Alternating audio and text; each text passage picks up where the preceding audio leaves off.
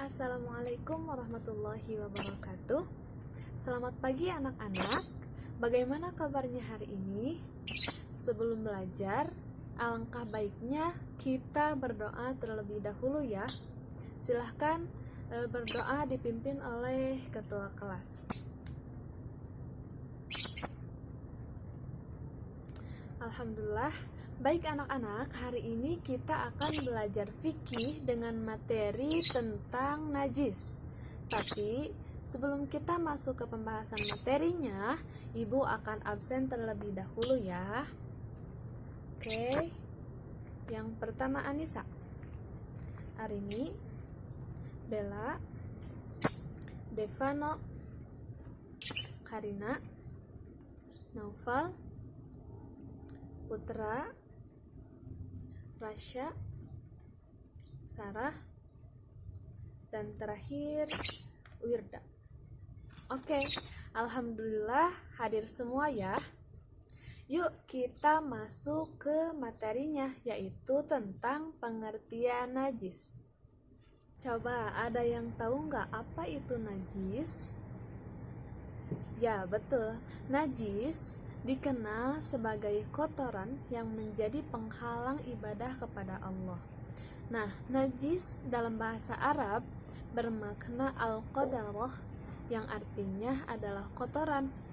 Sedangkan secara istilah, menurut definisi dari Asy-Syafi'iyah, najis adalah sesuatu yang dianggap kotor dan mencegah sahnya sholat tanpa ada hal yang meringankan. Sedangkan definisi menurut Al-Malikiyah, najis adalah sifat hukum suatu benda yang mengharuskan seseorang tercegah dari kebolehan melakukan sholat bila terkena atau berada di dalamnya.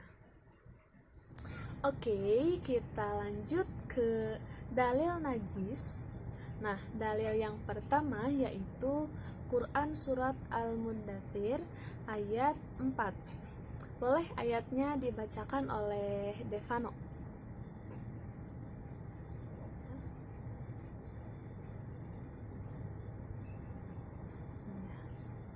Ya, Ibu ulang kembali ya. A'udzubillahi minasyaitonirrajim wa tsiyabaka fatahhir, yang artinya dan sucikanlah pakaianmu.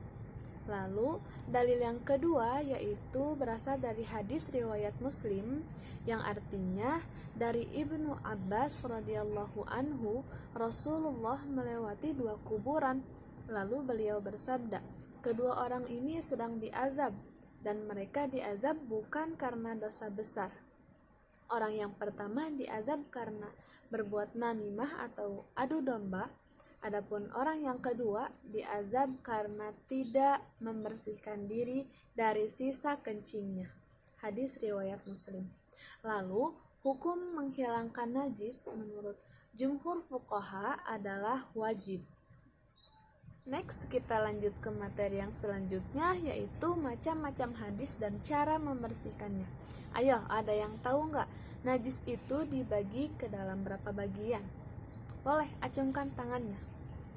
Ya, Anissa boleh? Betul, ajaran Islam membagi najis ke dalam 3 bagian, yaitu yang pertama, najis mukhafafah. Apa sih najis mukhafafah itu? Nah, najis ini merupakan najis yang dikategorikan sebagai najis ringan karena najis ini mudah untuk dibersihkan. Contohnya seperti air kencing seorang bayi laki-laki yang belum berumur 2 tahun yang belum makan sesuatu kecuali hanya air susu ibunya.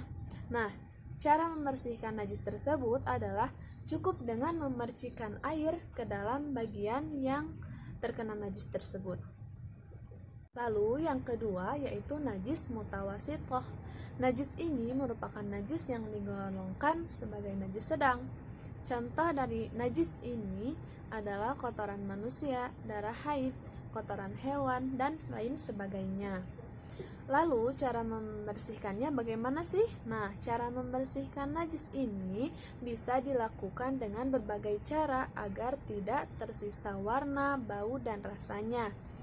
Membersihkannya bisa dengan cara menyiram, mencuci, menyikat, atau bahkan menggunakan sabun atau alat kebersihan lainnya.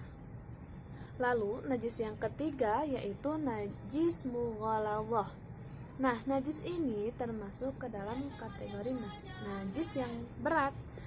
Contoh dari najis ini antara lain najis anjing dan babi serta keturunannya. Karena najis ini tergolong ke dalam kategori najis yang berat, maka untuk kembali mensucikan diri perlu dilakukan hal yang cukup ekstra. Jadi, untuk membersihkannya, kita perlu menggunakan bilasan air sebanyak 7 kali dan salah satunya dengan dicampur menggunakan tanah agar najis tersebut benar-benar hilang. Gimana? Mengerti anak-anak? Oke, alhamdulillah jika sudah mengerti. Jadi itu dia materi hari ini yang bisa Ibu sampaikan. Supaya lebih dalam dan lebih tajam lagi keilmuan kalian, kalian bisa coba baca-baca lagi buku-buku lain atau bisa mendengarkan kajian-kajian tentang materi najis ini. Mungkin untuk pembelajaran hari ini Ibu cukupkan sekian. Kalian hebat, kalian pintar, kalian sangat antusias dan aktif pada pembelajaran hari ini. Dan Ibu berharap kalian semua selalu bersemangat dan bersungguh-sungguh dalam menuntut ilmu. Terima kasih untuk hari ini. Semoga kalian sehat selalu. Sampai jumpa di pembelajaran fikih minggu depan. Dan Ibu akhiri pembelajaran hari ini. Billahi taufik wal hidayah. Wassalamualaikum warahmatullahi wabarakatuh.